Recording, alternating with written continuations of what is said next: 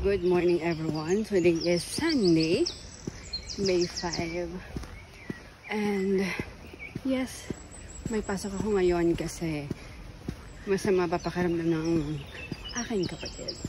So kailangan ko pa rin pumasok. Well, today is Mother's Day. Happy Mother's Day to all mothers out there. And sana tayo mga nanay long live, diba? Para matagal natin makasama yung mga ating mga anak. Siyempre pati tatay.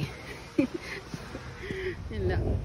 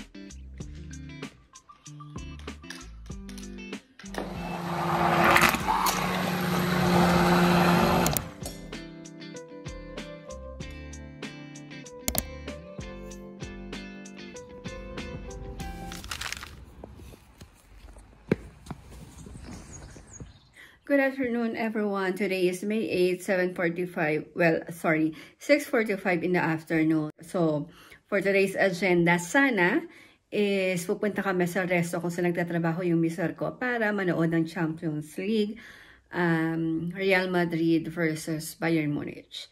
We are a fan of Real Madrid, kaya gustong-gusto namin, well, actually, especially ako, gustong-gusto ko talaga napapanood lahat ng laro ng Real Madrid. So, since hindi nga nakapagpa-reserve yung mister ko kung saan siya nagtatrabaho, wala kaming place. Wala kaming table.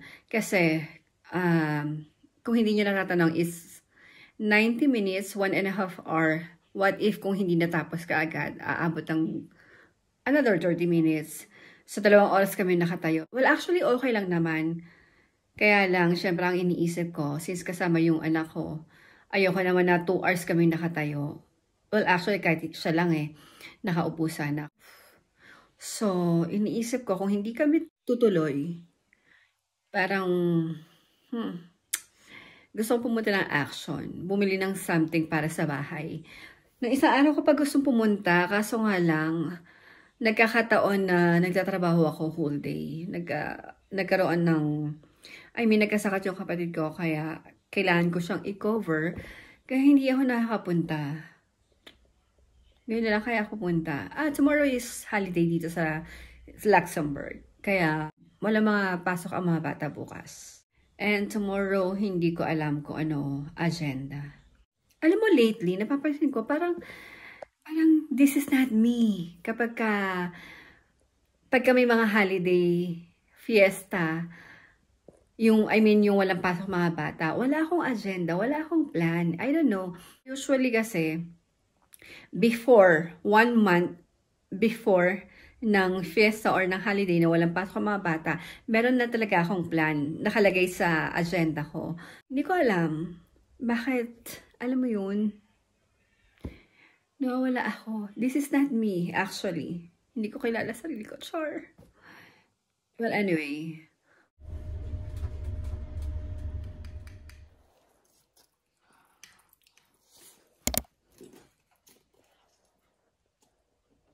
Good evening, everyone. Buenas noches.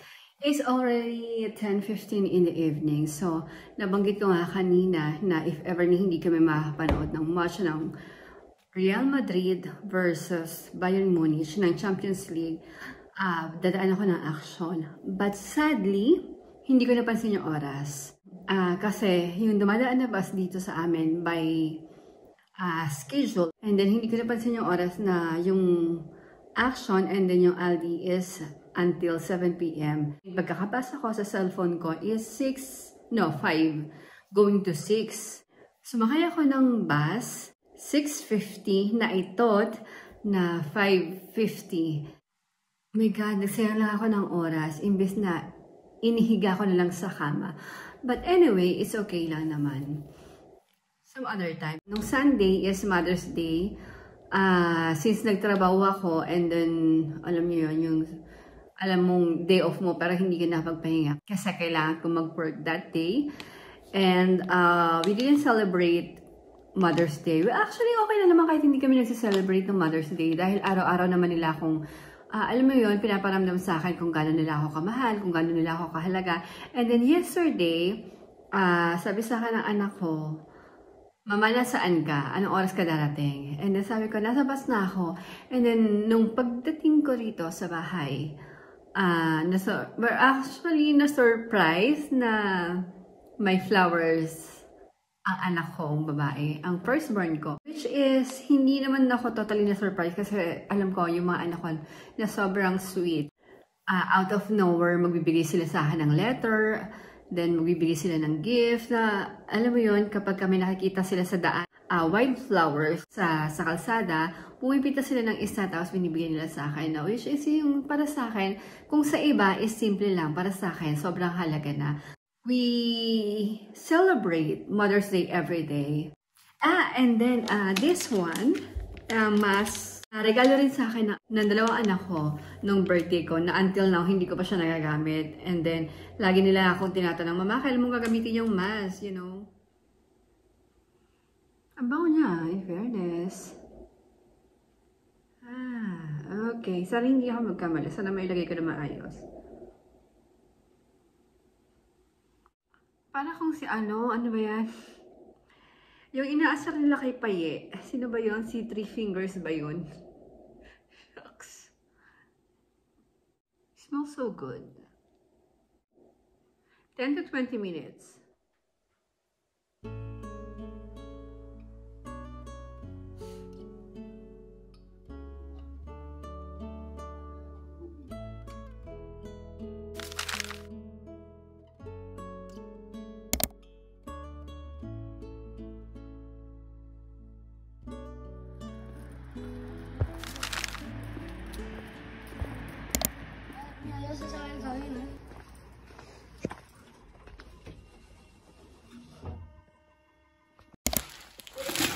Pero el paquete es enorme. Porque es mucho. Because it's a lot. Okay, cool. Es que alguien había tocado el timbre, bro, y yo dije, seguro es mamá. No, y Jessie dijo, ¿quién es? Y... Pero era ahora. Espera. Me quedaba muy bien. ¿Te queda justo? No. Si me lo hubiese pedido en XS mi talla, lo hubiese estado más corta. Está bien. Está muy bien, bro.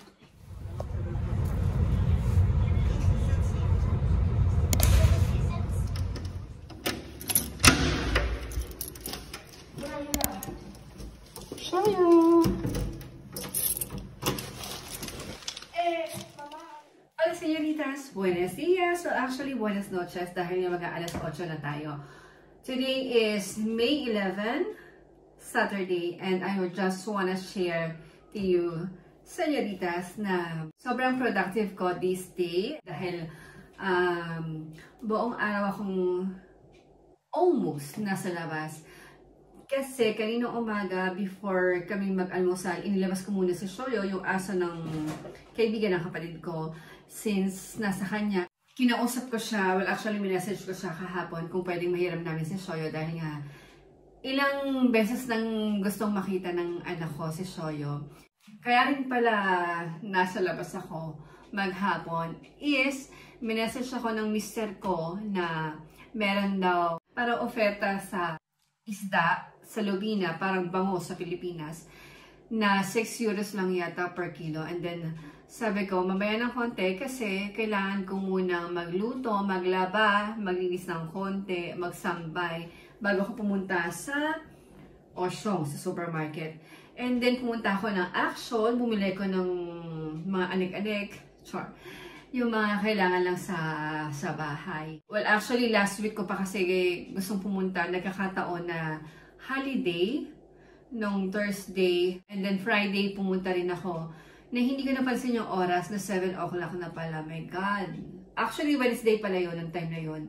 And then pagdating ko nga dito, sabi nga ng anak ko na gusto nga lumabas si Soyo. And then nung labas ko siya, umihi siya ng ilang beses. And then sabi ko, parang feeling ko, gusto pang umebs ni Soyo. Ayun nga, umebak siya. Siguro mga ano lang, 10 minutes. And then pagdating ko dito, mga 6:30, 7 na actually.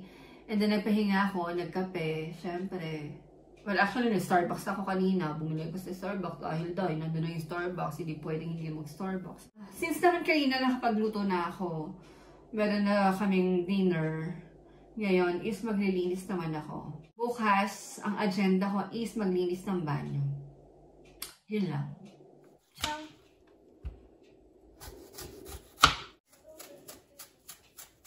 I don't know kung ganito rin ba kaya magbalat.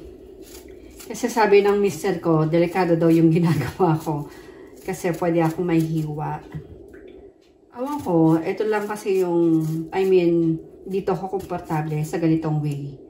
Sa kanya kasi pabaliktad, paloob, ako palabas. Well, actually, kanya-kanya naman tayo, diba? And then, I am preparing apple para sa mga anak ko. We need to take care ourselves. Kasi, syempre, diba, hindi natin alam kung hanggang kailan tayo sa mundong ibabaw. Huy! Ang lalim! Mundong ibabaw.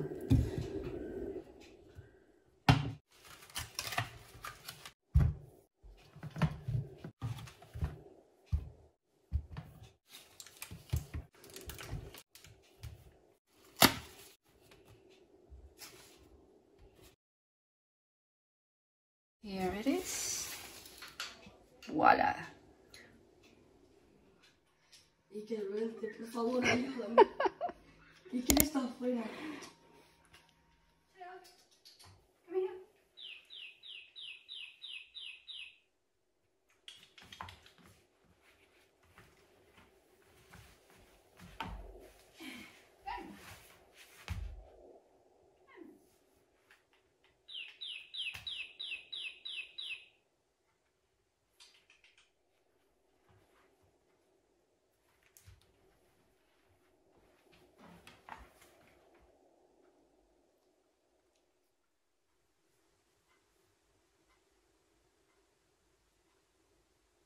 Good evening, guys. So I just want to make a quick haul.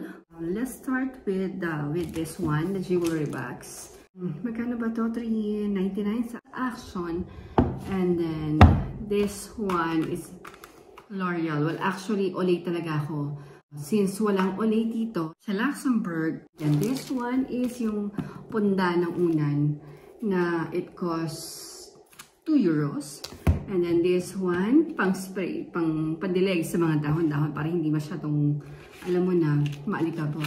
And this one, pa ako na maliit. Ang ginagamit talaga namin, especially, itong Garnier kasi may mga conditioner and shampoo na naglalagas ng buhok ko.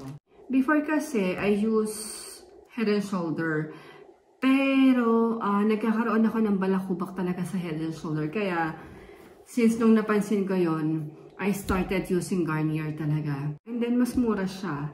And extension, the corrector, and this one. Yan, sa banyo. And kanina, dumating yung Shane na anak ko, nakasabay ako ng bumili sa kanya. Kasi may mga damit kaming naghihimulmol. And nakita ko siya sa sa TikTok. This one. Actually, hindi ko pa siya nagagamit. I'm going to try this one some of these days. And, ano ba? Wait lang. I just want to share you guys, since nung nandun kami sa Madrid, naghahanap talaga ako ng ganito. Kaso, yung nakikita ko sa mga bilihan, sobrang mahal. Worth 90 euros, 60 euros, mga ganun. Tapos, nung nakita ko to sa may Action, it costs 18 euros or 19, something like that. And then, I grab it. Actually, matagal ako naghahanap ng ganito. Nagkakataon lang kasi talaga na mahal yung napupuntahan ko. I don't know. So, nung nakita ko to na less than 20 euros sa Action, kinuha ko na siya kasi marami talaga siyang pakinabang. Eh, hindi ko alam kung ilalabas ko sa Shoyo kasi nakailang ihi naman siya kanina. And nakapagbawas na rin siya.